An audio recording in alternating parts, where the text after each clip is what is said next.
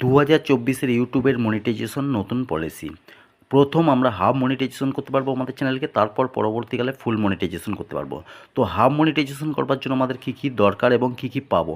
Half monetization হয়ে গেলে আমাদের চ্যানেলের মধ্যে আমরা পাবো মেম্বারশিপ, সুপার এবং শপিং, এই তিনটে জিনিস পাবো।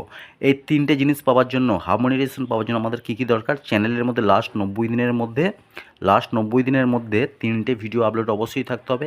500 সাবস্ক্রাইবার দরকার এবং 3000 ঘন্টা ওয়াচ টাইম দরকার শুধুমাত্র লং চ্যানেলের জন্য। আর যদি শর্ট চ্যানেল হয় তাহলে 500 সাবস্ক্রাইবার এবং 3 মিলিয়ন ভিউজ থাকতে হবে। এই কটা জিনিস হলে আমরা হাফ মনিটাইজেশন পেয়ে যাব। আর হাফ মনিটাইজেশন পাওয়ার পর হচ্ছে আমরা এই সুবিধাগুলো পাবো: মেম্বারশিপ, সুপারস এবং শপিং।